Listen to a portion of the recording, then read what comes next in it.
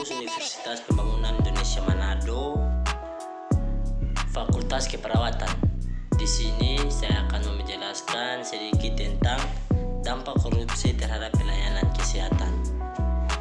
Pesan saya membuat video dalam rangka mengikuti ujian akhir semester dengan mata kuliah pendidikan budaya anti korupsi. Oke, kita masuk pada materi dampak korupsi terhadap pelayanan kesehatan. Identik dengan di atas, korupsi di bidang kesehatan akan meningkatkan biaya barang dan jasa di bidang kesehatan, yang pada akhirnya kesemuanya ditunggu oleh konsumen atau rakyat.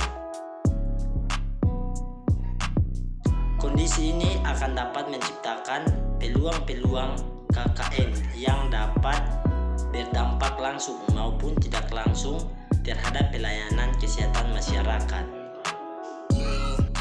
Dampak korupsi di bidang kesehatan dibagi antara dua bagian, yaitu tingginya biaya kesehatan dan yang kedua tingginya angka kematian ibu hamil.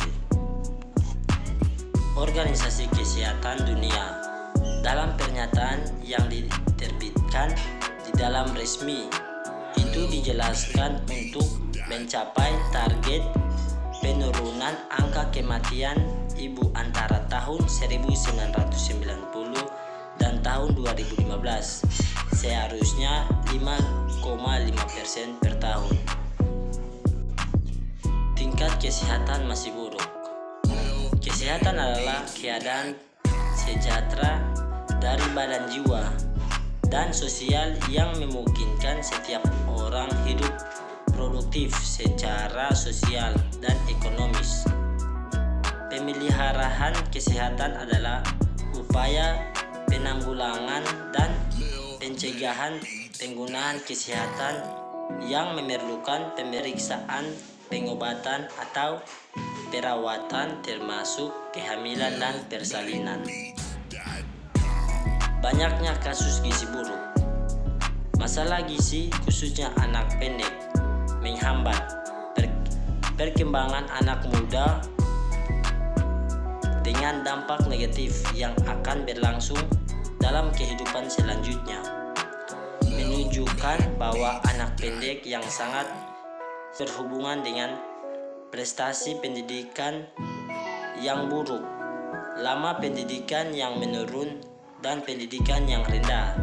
Sebagai orang dewasa, meskipun Indonesia telah menunjukkan penurunan kemiskinan secara tetap, tetapi masalah gizi pada anak-anak menunjukkan setidaknya perbaikan dari tahun 2007 sampai tahun 2011. Kinerja petugas kesehatan yang tidak sesuai dengan standar. Risiko kerusakan dapat terjadi pada kesehatan dan keselamatan manusia yang masih buruk. Penanaman modal yang di lingkungan atau ketidakmampu memenuhi standarisasi kesehatan dan lingkungan. Korupsi akan menyebabkan kualitas pembangunan buruk yang dapat berdampak pada bangunan sehingga munculnya risiko korban. Apabila korupsi terjadi di berbagai level, maka akan terjadi keadaan sebagai berikut. 1.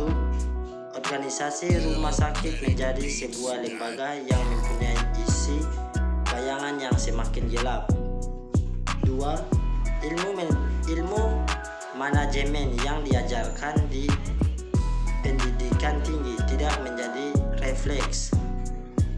Dan yang ketiga, direktur yang diangkat karena kolusif, misalnya harus membayar untuk menjadi direktur, atau menjadi sulit menghargai ilmu manajemen. 4.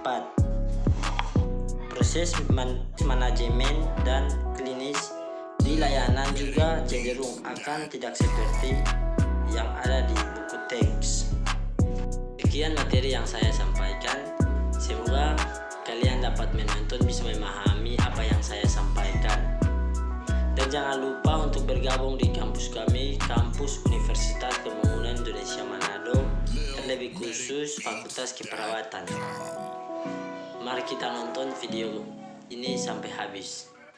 Selamat datang di Universitas Pembangunan Indonesia Manado, yang terletak dekat dengan kawasan bisnis Bahu Mall Manado. Tempatnya di Kelurahan Bahu, lingkungan 3 Manado, sangat strategis di pusat kota Manado. Dibangun di atas lahan seluas 2,5 hektar, Universitas Pembangunan Indonesia Manado berdiri megah dengan ruangan 7 lantai, terdiri dari ruangan kelas, ruangan kantor, perpustakaan, laboratorium komputer, laboratorium keperawatan, pengadilan semu, dan laboratorium bahasa, kantin, serta rooftop di lantai atas. Universitas Pembangunan Indonesia Manado memiliki 6 fakultas dengan program studi, yaitu Fakultas Pertanian, Prodi Agribisnis, Fakultas Hukum, Prodi Hukum, Fakultas Teknik, Prodi Teknik Elektro dan Teknik Sipil, Fakultas Ilmu Sosial Ilmu Politik, Prodi Ilmu Politik, Fakultas Sastra, Prodi Sastra Inggris, Fakultas Keperawatan, Prodi Ilmu Keperawatan, dan Profesi Nurse. Didukung oleh sumber daya manusia yang berkompeten dan tersertifikasi, Universitas Pembangunan Indonesia Manado memiliki dosen dan tenaga kependidikan dengan latar belakang S2 dan S3 lulusan dalam dan luar negeri. Proses belajar mengajar dilaksanakan dengan teknologi informasi merujuk perkembangan dunia modern saat ini, dilakukan dengan sistem e-learning dan sistem ujian online atau ULAIN. Hasil tracer student Universitas Pembangunan Indonesia Manado dan fakultas menyebutkan lulusan UNPI sudah tersebar di dalam dan luar negeri.